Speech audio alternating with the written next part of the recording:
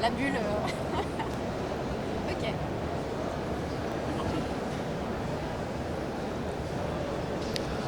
Bonjour à tous, bonjour pour cette deuxième matinale d'Escapade by Bus et Car. Comme vous le savez, nous avons choisi d'inviter à participer à cette matinale des exposants ou des responsables d'hébergement ce matin. C'est le sujet qu'on va traiter. Une conversation à bâton rompu pour aborder un petit peu les besoins des groupes et puis l'attitude et la réponse de tous ces hébergeurs un peu différents. Je passe rapidement en revue nos invités. Jean-Baptiste de Hôtel et Resto Group, Mildred de Charm Hotel, Karine de Choice Hotel, Matteo de The Original Hotel et Fabrice de Baladin. Voilà. Honneur aux dames, naturellement. Karine, si vous voulez bien prendre le micro. Le marché groupe, pour une chaîne qu'on va dire presque intégrée, une chaîne d'origine américaine, le marché de groupe loisirs, ça représente quelle importance pour vous? Alors, tout dépend de quel marché nous parlons en termes de marché source et de destination, puisque effectivement Choice Hotel c'est une chaîne américaine de plus de 7000 établissements, mais avec plus de 6000 établissements exclusivement sur le territoire américain.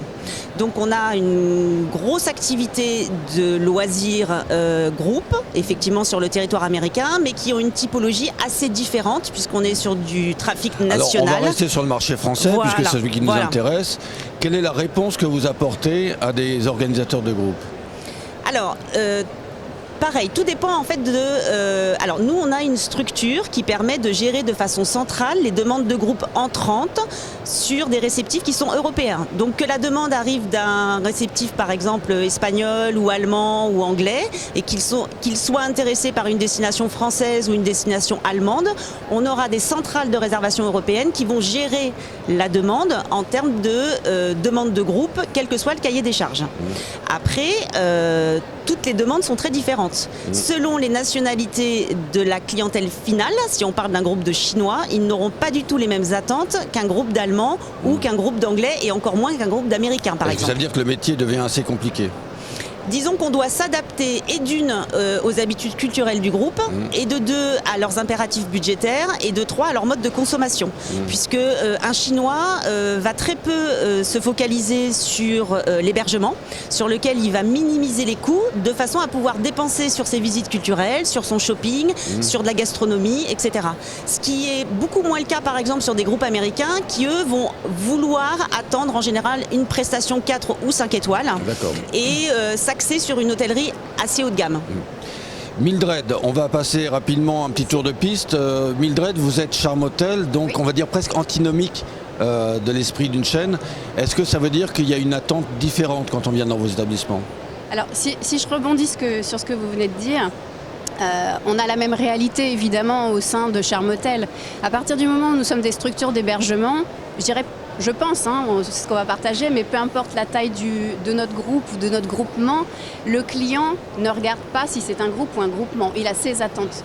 Donc je pense que nous traitons finalement les mêmes problématiques, que ce soit budgétaire, que ce soit de typologie de cible et donc de particularité, et que ce soit d'origine, effectivement, de provenance. Il y a quand même des différences essentielles. Mais je dirais, est-ce qu'on attend quelque chose d'un peu différent de ce que est un Charm Hotel, c'est-à-dire de voir peut-être davantage y séjourner, d'avoir vivre ce qu'on appelle une expérience? C'est pas caricatural, mais peut-être dans un établissement plus traditionnel, plus standardisé, on vient juste dormir et on veut une belle prestation de dormir, simplement d'hébergement. Est-ce qu'on demande un petit peu plus à un Charm Hotel ou non? Alors, dans tout ce qui est public groupe chez nous, il y a vraiment cette particularité, effectivement, d'avoir une attente, et sans critiquer du tout, puisque de toute façon, nous sommes des marchés pour moi complémentaires. Il y a une attente très spécifique qui est souvent dite de cette façon, ce qui n'est pas très joli en soi. On ne veut pas un hôtel de chaîne, on veut, alors je vais dire un Charm Hotel évidemment, mais un hôtel de charme. C'est-à-dire que je pense qu'il y a dans leur esprit deux facettes. Alors qu'on sait très bien, pour être clair, que dans des hôtels de chaîne, il peut y avoir des hôtels de charme, mais ils font une dissociation. Donc de chez nous, ils attendent absolument qu'il y ait cette ressource charme. À travers quoi? À travers l'environnement Oui. à travers la taille, les espaces, c'est-à-dire les espaces aussi bien une chambre qui va permettre d'avoir un séjour, donc pas une chambre, ce qu'ils appelleraient dortoir, où ils vont poser leurs bagages et en rester là, mais comme ils vont passer des vacances, c'est un séjour, ce sont des vacances, ce sont plusieurs jours, il faut qu'ils aient de l'espace dans la chambre, mais dans tout ce qui est espace intérieur et extérieur. Et ça, c'est quelque chose qui est essentiellement attendu. Et c'est là qu'ils estiment qu'il y a le charme de l'accueil de la famille et le charme des lieux, que ce soit dedans ou dehors, pour qu'ils puissent se retrouver et ne pas se sentir cantonnés à je suis de passage. Non, ils veulent être accueillis en vacances. On va rebondir avec Matteo, qui justement, c'est un peu la nouvelle définition de The Original. Vous avez rajouté Human Hotel. Absolument. Parce que vous pensez que la dimension humaine est quelque chose qui est... Alors, c'est pas que du marketing, c'est une réalité? C'est une réalité vraiment très importante chez nous.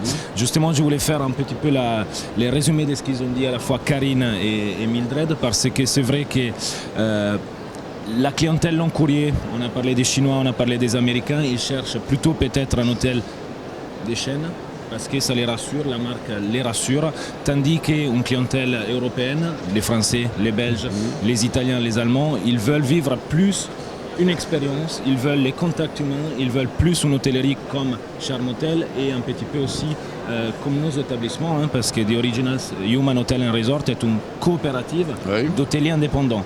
Donc effectivement, nous on a un maillage qui est très important en toute la France et les mots human est une vraie réalité chez nous puisque tous nos hôteliers sont indépendants et ils essaient vraiment de faire vivre des expériences, que ce soit pour les groupes ou les individuels, à tous leurs clients.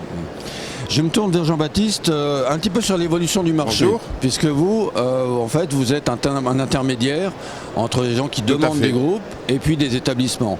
Est-ce que vous avez vu évoluer ces demandes, justement, de la oui, part des tout à groupes? fait. C'est-à-dire que maintenant, un autocariste, une agence de groupe ou un réceptif, ils cherchent plus un partenaire qu'un hôtelier. C'est-à-dire que c'est ensemble qu'ils vont construire le voyage. Afin que tout soit vraiment selon leur goût, selon ce qu'ils veulent. Ça veut dire que vous devez aller un peu plus loin. Est-ce que vous êtes à la limite de l'organisateur aussi? Ils sont chacun des hôteliers qui font partie de circuit groupe ont l'immatriculation tourisme qui leur permet de faire des packages comme chez Charm Hotel, j'imagine, comme beaucoup d'autres hôteliers. Et ça, c'est un plus. Quant aux autres hôtels qui ne font pas partie de circuit groupe dans le groupement, c'est des hôtels qui veulent un peu sauver les dates où ça ne remplit pas forcément avec la clientèle à faire. Donc on est là pour essayer de pallier et de remplir les week-ends, alors que souvent ils sont complets du lundi au jeudi avec la clientèle à faire. Sur l'évolution de la taille des groupes, on se dit souvent un peu la dimension naturelle d'or, c'était un autocar. Oui, est-ce que ça a un petit peu évolué? La base, c'est toujours 50 personnes, mais bon, ils ont les mêmes soucis que les hôteliers, c'est-à-dire qu'ils ne remplissent pas forcément leur car. Donc ils peuvent mettre une option sur 50 personnes et venir à 35. Donc, et l'hôtelier le sait maintenant. Et jongle beaucoup avec ça. Un petit tour d'abord avec Fabrice du côté de Baladin. Bonjour. Baladin, c'est une chaîne qui a gardé un peu la sympathie du public après avoir vécu, on va dire, des aléas un petit peu économiques. Comment vous revenez sur ce marché? Alors absolument, Baladin, c'est une enseigne historique qui existe depuis 35 ans maintenant, qui, je crois, historiquement a connu des hauts, des bas. Ça fait partie de notre ADN. On a repris Baladin il y a 1 an et demi avec mon associé en voulant raconter une vraie histoire, cette histoire d'une enseigne historique, une histoire de proximité également. Mais cette proximité, on ne va pas forcément la travailler qu'avec nos clients, mais également avec nos hôteliers. Ces hôteliers, on n'oublie pas que c'est eux qui forment notre réseau. Donc c'est intéressant de travailler avec eux et de leur raconter un peu quelle vision on a, nous, en tant qu'anciens employés, et nouveau gérant d'enseigne. Alors ça, c'est l'histoire de Baladin. Maintenant, sur ce marché des groupes, c'est pour vous un des marchés intéressants. Est-ce que la capacité de vos hôtels est suffisante pour les accueillir? Alors vous savez, nous, notre réseau, il est très différent, hétérogène, j'ai même envie de dire. On a des hôtels de 20 chambres, on a des hôtels de 90 chambres. Et c'est ce qui fait un peu la force de notre réseau, c'est que finalement, ce sont des hôtels individuels. Chacun a finalement sa propre histoire, son propre ADN. J'entendais Matteo dire on est un réseau d'indépendants. Effectivement, on est quelque part un réseau d'indépendants, peut-être plus un réseau d'individualité qui fait la force d'un nom. Baladin, c'est aujourd'hui 35 établissements que nous avons sélectionnés volontairement Et ce marché groupe, en fait, il va être intéressant évidemment pour les gros porteurs et les moyens porteurs, et surtout des destinations qui accueillent du groupe. Vous savez, nous, dans notre réseau, on a des destinations en province un peu plus reculées, sur laquelle on va travailler l'individuel loisir, la clientèle individuelle loisir, sur laquelle on va travailler le corporate également, la clientèle affaires. Donc, notre façon d'appréhender ce segment, ça va être vraiment au cas par cas et également en fonction des demandes de l'hôtellerie et de son activité, de son marché. D'accord. Je vais faire un petit tour de piste. D'abord Karine et ensuite Mathéo qui est piaf d'impatience, mais il va attendre un petit peu. Comme c'est très intéressant, il y a beaucoup de choses à dire. Ouais. Juste, mais je voudrais que vous répondiez à cette question. On l'a un petit peu abordé. On a vécu à un moment donné le groupe comme un remplissage complémentaire. C'était les hôtels, ils sont un petit peu le week-end un peu désactivés. Pas désactivés, mais ils sont en manque un petit peu de clientèle. Et le groupe était un peu perçu comme quelque chose, je vais un peu caricaturer, comme un bouche-trou dans les occupations. Est-ce qu'on arrive à convaincre les hôteliers que non, ce n'est pas juste une activité complémentaire, mais que c'est un marché à part, qu'il faut le traiter avec la même importance, même s'ils ont parfois des tarifs réduits, ce qui est un peu la nature du groupe. Voilà, comment vous avez fait passer ce message aux hôteliers que le groupe, c'est en fait une clientèle aussi importante et pas un bouche-trou dans le calendrier, dans le planning? Alors, juste une parenthèse, et je reprendrai le terme de bleisure. Déjà, la perméabilité entre le corporate et le loisir n'existe plus vraiment. C'est-à-dire que maintenant, on a une vraie mixité entre les deux marchés. Bon, là, c'est vrai que je sors un petit peu du cadre du groupe, mais on a une vraie perméabilité maintenant entre les deux marchés. Si on revient sur le marché groupe en particulier, pour nous, chez Choice, ce n'est pas du tout un marché bouche-trou. Je trouve qu'en plus, c'est vraiment un mot particulièrement négatif. C'est vraiment un marché complémentaire et on a une vraie collaboration. Marine pourra vous en parler très facilement, notre responsable des centrales de réservation. Une vraie collaboration avec nos hôteliers pour travailler sur le marché groupe, que ce soit en semaine ou en week-end et que ce soit du mois de janvier au mois de décembre. J'ajouterai simplement que sur la partie groupe, il faut vraiment travailler la partie humaine et la formation du personnel. Encore plus que sur l'accueil de la clientèle corporate qui, elle, cherche efficacité, rapidité, technologie. Le groupe recherche de l'humain, prioritairement de l'humain. Alors, Mathéo reprend la parole, puisqu'on vient de prononcer le mot humain, donc forcément. On irait bien, effectivement.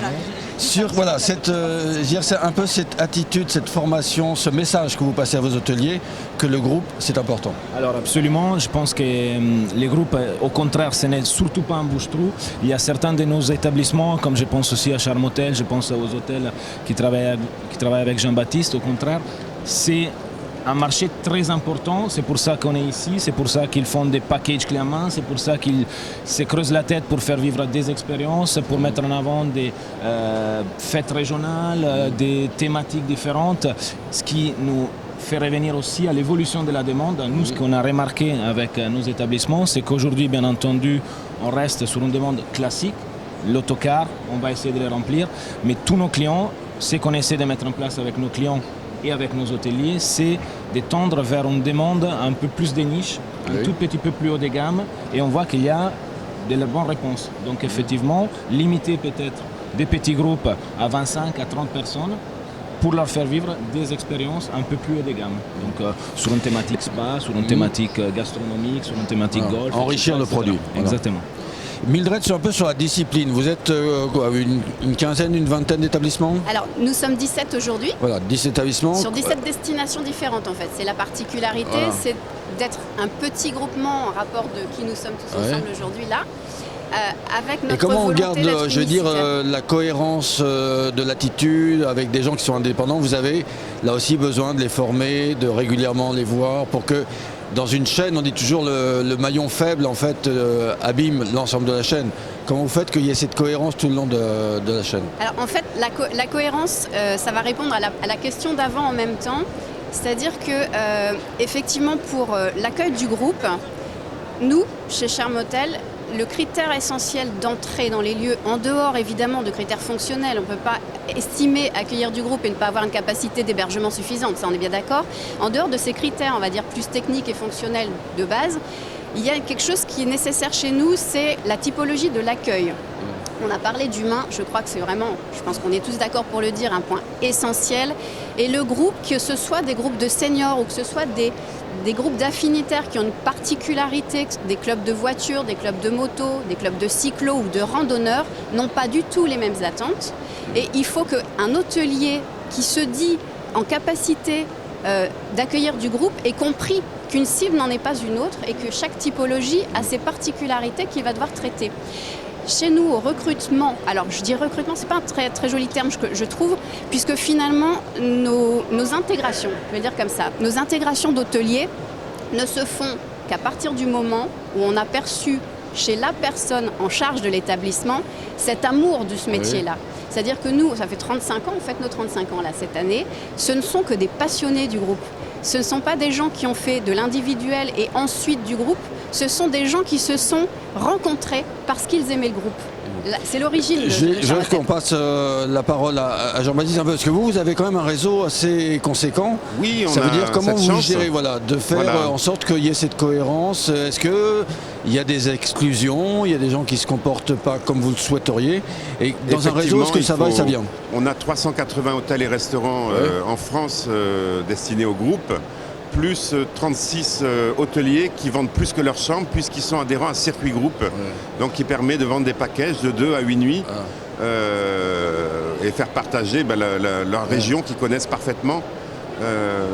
Voilà pour cette partie. Est-ce que c'est vous qui êtes le chef de la discipline? Vous allez les voir, vous les regardez un petit peu? Plus on a d'hôtels, plus on a de restaurants, plus on a de risque d'avoir des commentaires négatifs pour certains établissements. Donc il faut faire un petit peu la police, leur dire par exemple que c'est la règle chez les autocaristes, c'est une gratuité pour 20 payants. Et beaucoup ne veulent pas entendre parler de cette gratuité pour 20 payants. Donc on est obligé de faire la guerre. Et aussi le gros souci où on perd notre temps, entre guillemets, c'est que les hôtels mettent plus que 24 heures à répondre aux demandes de groupe. Et moi, c'est ma grosse bagarre de tous les jours, les rappeler, est-ce que vous avez répondu à l'agence et tout. Du moins, donner au moins un signe de vie comme quoi vous avez reçu un email, une demande. Mais bon, on est là, effectivement, il faut 24-48 heures maximum pour répondre à un groupe. Fabrice, je vous passe un petit peu le mot de la fin parce qu'on va se réunir juste quelques instants. Là aussi, un réseau d'indépendants, il faut les surveiller, il faut les stimuler, ils se sentent proches de vous Je crois qu'en fait, le terme qu'il faut choisir, c'est pas la surveillance, c'est pas jouer la police, c'est en fait les accompagner. Parce que Mathéo, vous l'avez dit, si on est indépendant, on a besoin d'un accompagnement, d'un support en fait d'une enseigne qu'on rejoint pour X ou Y raison. Nous, on a envie qu'on nous rejoigne pour une notoriété, certes, mais surtout pour l'accompagnement qu'on prodigue. Et cet accompagnement, c'est peut-être aussi les former sur qu'est-ce que la clientèle groupe, quels sont les leviers de la clientèle groupe, notamment, et vous l'avez dit justement, la réactivité dans la réponse, les gratuités, qui ne sont pas toujours évidentes à faire passer. Mais c'est la réalité de ce segment-là. Et si on veut accueillir, quel que soit le moment, des clients groupes, il y a quelques règles à observer.